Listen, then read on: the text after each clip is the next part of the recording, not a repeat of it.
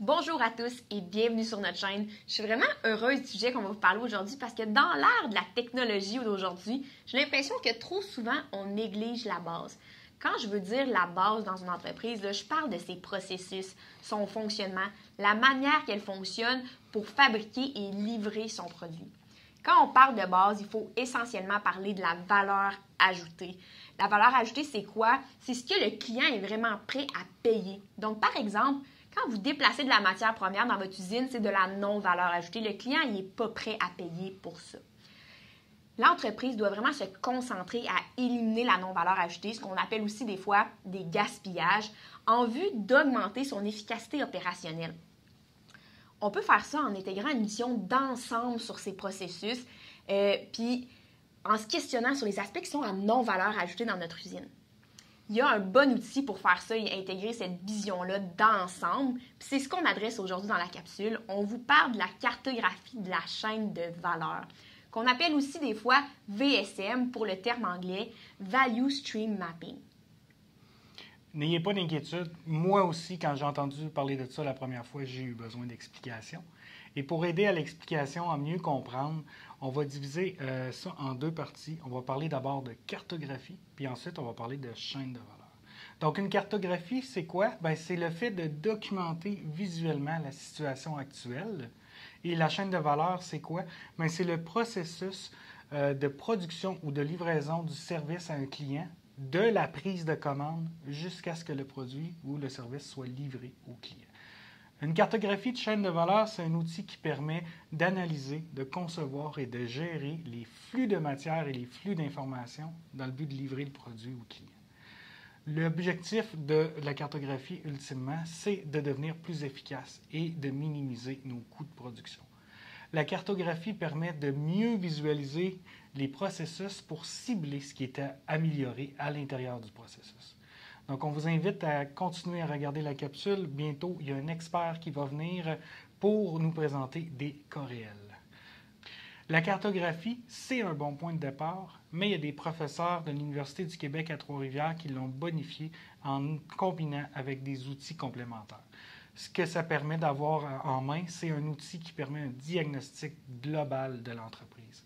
Et le but, c'est de favoriser la priorisation des projets, les projets qui vont vous permettre d'augmenter votre productivité et votre compétitivité. Ça en fait un excellent préalable avant de débuter une transformation numérique parce que justement, ça permet d'éliminer la non-valeur ajoutée, ça vous permet d'augmenter votre efficacité, d'optimiser vos ressources et d'augmenter l'intérêt à la prise de données et ultimement, encourager le changement. Avec l'adaptation des professeurs pour la cartographie de chaîne de valeur, on tente de répertorier vraiment toutes les informations, les activités, les étapes de production afin d'éliminer le plus de non-valeur ajoutée possible. Voici un petit résumé de la démarche qui est utilisée. On doit connaître et analyser une panoplie de paramètres. En premier, le volet marketing. C'est quoi votre produit? C'est quoi les types de commandes qu'on peut acheter? Combien de produits vendez-vous dans l'année? Est-ce qu'il y a une saisonnalité à travers tout ça? Deuxièmement, les détails de production. C'est quoi le flux de votre matière dans l'usine? C'est quoi l'aménagement que vous utilisez? C'est quoi la gestion d'inventaire qui est en place? C'est quoi la planification de production que vous utilisez aussi? Après, on regarde le taux de rendement de tous les postes de travail afin d'avoir le taux de rendement global de l'usine. On regarde aussi le flux d'informations. Comment l'information circule dans l'usine? Qui est impliqué? Quel logiciel? Pour voir vraiment comment l'information circule à travers le processus de fabrication. Ensuite, on regarde, est-ce que vous avez des outils déjà en place? Avez-vous des indicateurs de performance? Avez-vous des formations pour vos employés? Avez-vous une amélioration continue déjà en place? Là, je me permets une petite parenthèse sur le taux de rendement global, qu'on appelle aussi le TRG. En fait, c'est un indicateur qui combine disponibilité, efficacité et qualité de tous les postes de travail de l'usine. Ça permet vraiment de cibler, il est où le goulot d'étranglement dans la production. Le goulot, c'est quoi? C'est vraiment le poste de travail qui limite le rythme de production. C'est vraiment un indicateur, le TRG, qui vous permet de cibler vos plus grandes opportunités d'amélioration dans une entreprise, puis vous aider à prioriser vos projets à mettre en place.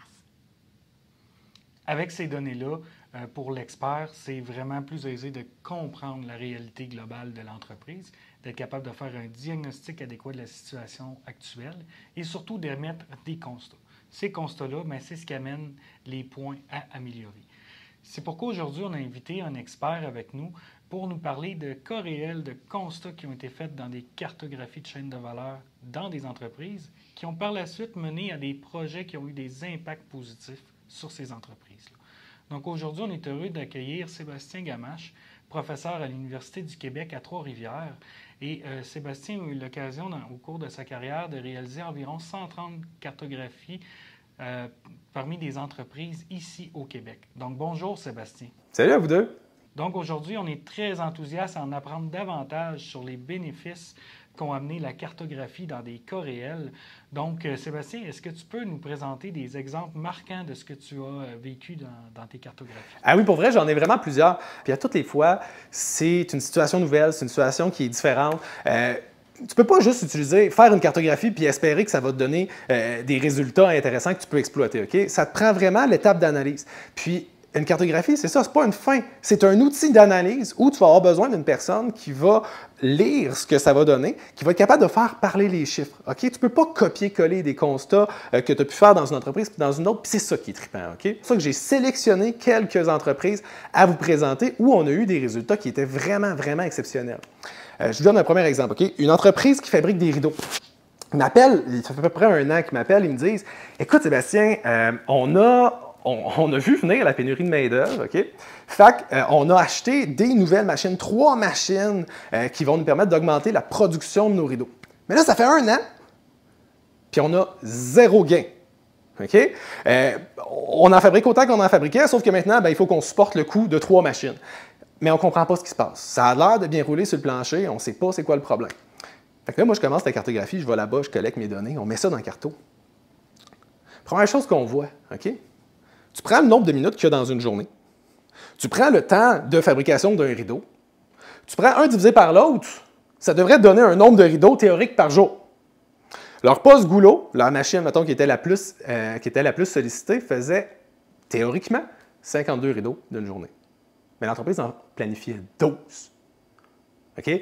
Donc, déjà en partant, pourquoi on en fabriquait 12 puis pas 52? C'est à cause que, comme plusieurs entreprises, ils ont le défi de remplir le carnet de commandes, des fois en affectant de façon plutôt significative les gains, les bénéfices, les coûts, parce qu'on veut remplir le carnet de commandes à tout prix. Donc, on va vendre plein de produits à un client dans l'espoir qu'il nous en commande plus. Mais ça fait en sorte que cette entreprise-là, particulièrement, envoyait ses employés un peu partout dans la journée sur différents postes de travail. Donc, les machines qui avaient coûté cher n'étaient pas vraiment sollicitées.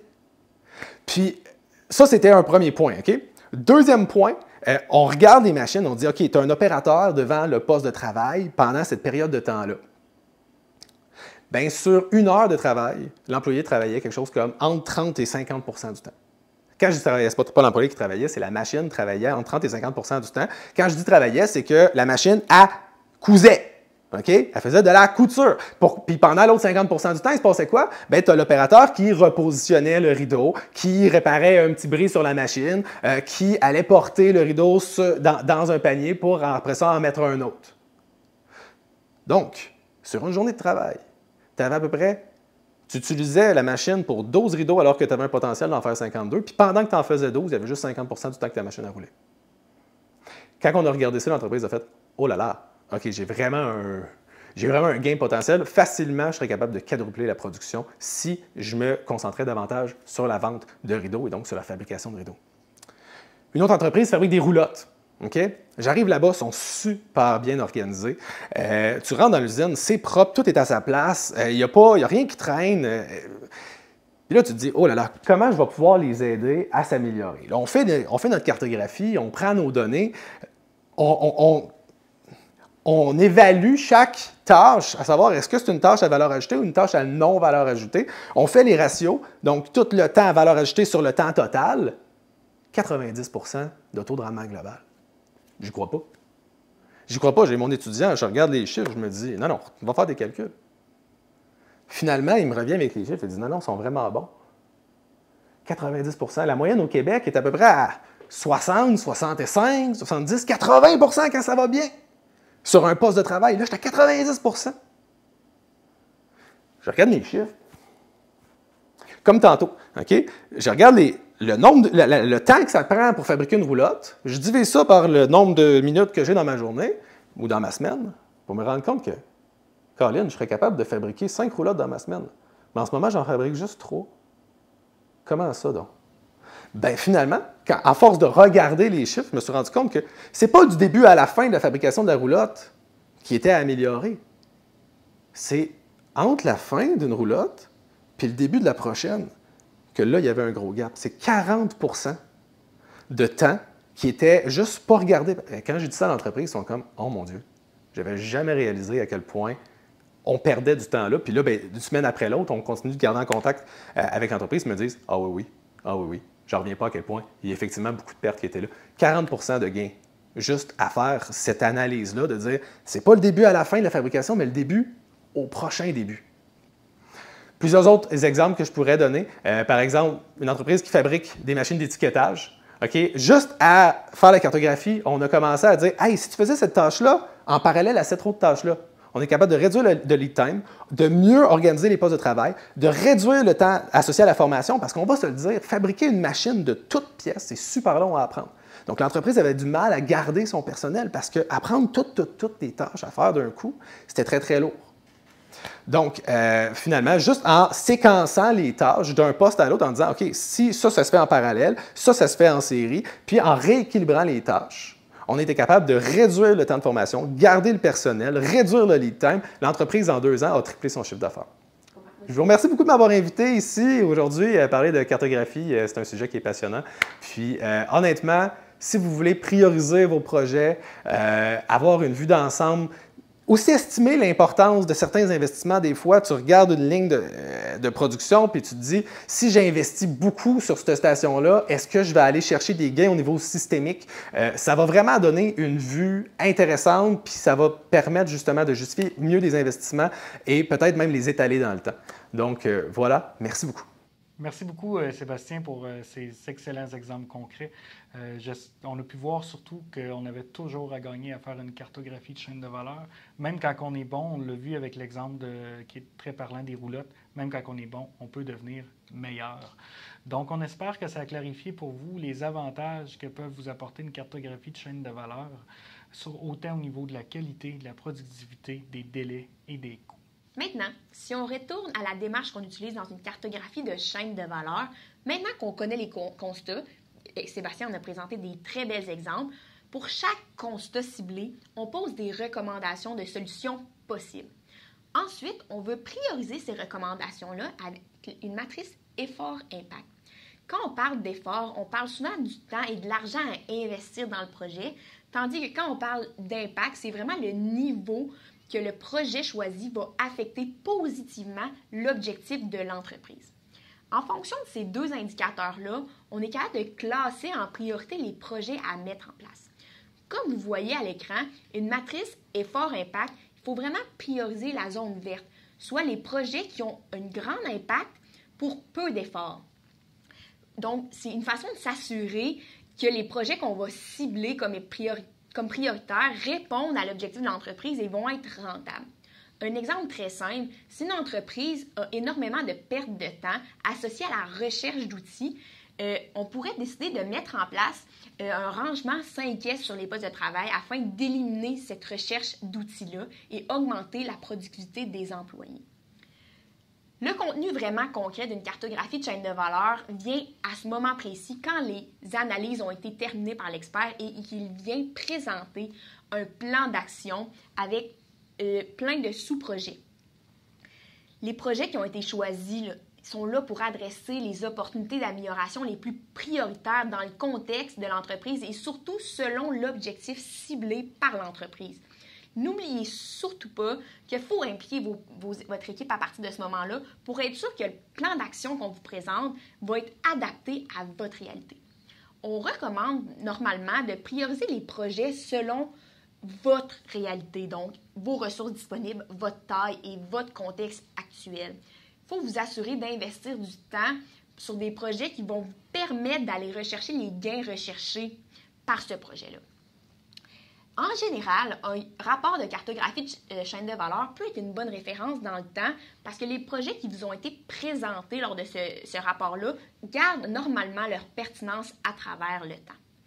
Voyez vraiment une cartographie de chaîne de valeur comme, en début de saison, les tests physiques, les tests d'habileté que des joueurs d'une équipe sportive vont accomplir en vue de créer le meilleur cahier de jeu adapté à leur situation pour que, durant leur saison, ils soient le plus compétitifs possible et mettent le plus de chances de leur côté pour remporter la victoire. À l'époque où on est, de plus en plus, ça va de plus en plus rapidement et s'améliorer doit faire partie de la philosophie de votre entreprise.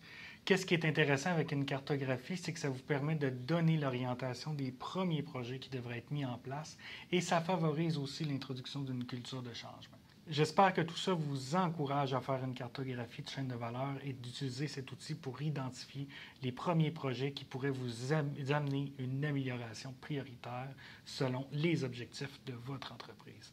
Si vous le souhaitez, n'hésitez pas à communiquer avec nous. On peut vous orienter vers les ressources adéquates qui peuvent vous aider à vous accompagner dans cette démarche. C'est ce qui termine notre capsule pour aujourd'hui. On est rendu déjà à vous dire à la prochaine. Pour ne rien manquer, on vous invite à vous abonner.